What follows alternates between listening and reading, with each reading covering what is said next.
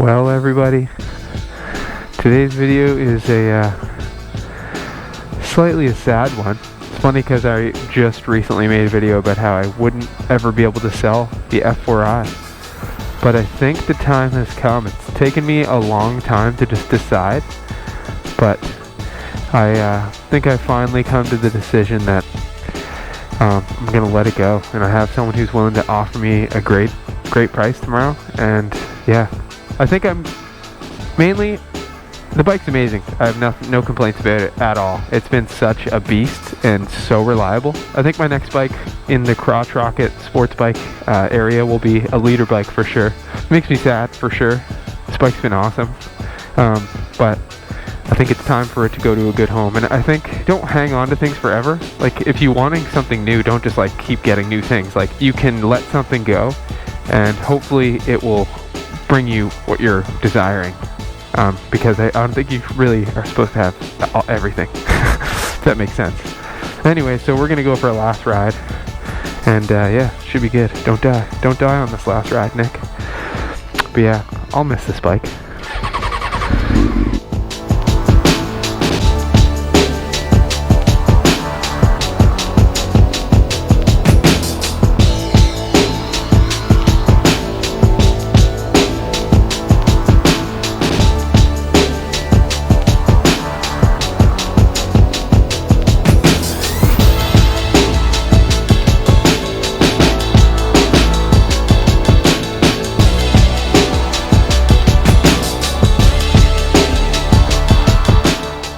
I think it's good to let this bike go. It's going to provide, like, this guy is super young. He's like a young kid. He just got his license by the looks of it. And I think he's just going to be so flabbergasted by this bike. And like, it's mint. It's such good condition. There's like tiny little things that couldn't be, it isn't perfect. But like, imagine getting this bike when you're like 17, 18. You'd be like, this is awesome. So I'm really excited for him to have this bike. So it'll be bittersweet, but there's part of me I'm kind of excited. I'm excited because, like, if you're like me, and I know most motorcyclists probably are, it's like a never-ending game, which I didn't realize. Like, you're always looking for a bike forever, it seems. So funny. So yeah, I'm excited. Maybe there's going to be a R1 that's just like shined up and perfect, or like a CBR 900RR that's just like waiting for me once I let this go to a new home. I've had this bike for 3 years now, I guess. I got it and I just started fixing it up, and I learned a lot, and I think that is a really cool process.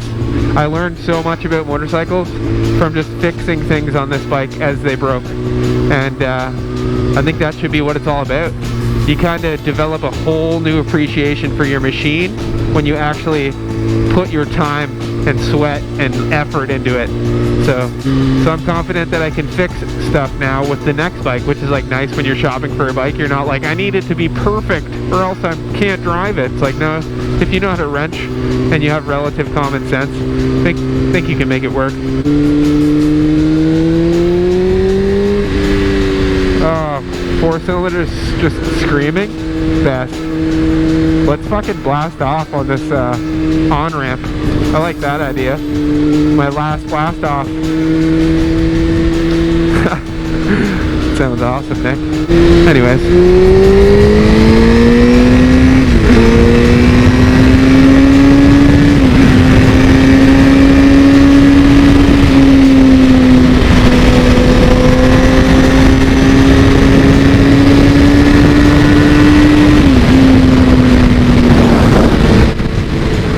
Good one. I was going like 90 kilometers an hour and I passed that guy so fast.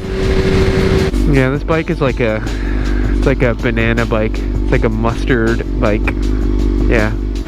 I had a Volkswagen Passat once, and I had to give it away basically because it was so broken, and people came and got it to take it to the junkyard. It was ridiculous. I got like $200 for it. And the last day before they came, I was like, Laura, I'm taking it out. And I went and did burnouts at every single stoplight.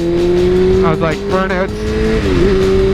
Every single stoplight I did burnouts. Drove it like a maniac. just a couple more reasons why I won't miss this bike. So like fixing this bike, you have to take off all the plastics just to get at stuff.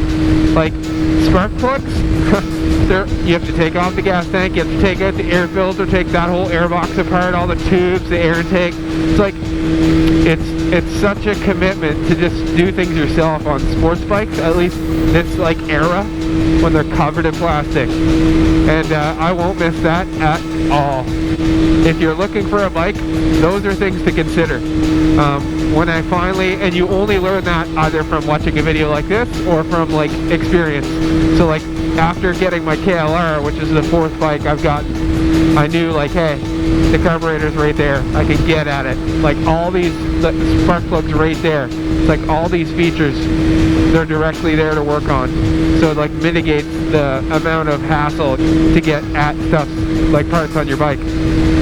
Things that I will miss about this bike, it's super power, like smooth, so smooth. It's the smoothest bike I've ever had. It's like you can ride with basically no hands. If it had cruise control, you could sit back and relax. So that's one thing I will miss. I will miss the pull of a 4-cylinder sports bike. I'll miss the handling. Like it's a knife. It like cuts through anything. It's so agile. But I think that might also be like me just needing to learn how to ride my other bikes more, because I ride this bike the most. It sounds awesome. 4-cylinders screaming sound wicked, and I'll miss that. But my old KZ, it's a 4-cylinder, and I think it sounds awesome as well. And it's carbureted, so it has backfires and stuff, and I really appreciate backfires. Like, I was sad when this bike just never backfires. That's kind of sad. Things that I will not miss about this bike, it's not comfortable. It is for like, some people say it's comfortable. It's comfortable. It's comfortable for like 20 minutes, and then you're like smashed on it. The seat's basically nothing. It's not even a seat. You're basically sitting on the battery. Anyway, this is gonna be my time to serenade the CBR without people watching. I'm gonna talk to her and tell her that I'm gonna miss her, and she's been really, really great companion. Never let me down. So yeah, thanks for watching, everybody. I know this was a short one and probably like extra boring, but I felt like I wanted to make a video because the CBR is moving on to bigger and better things. So thanks, everybody. I appreciate you. Yeah, stay tuned for what other bikes is Nick gonna get and sell and get. All right, thank you. Later.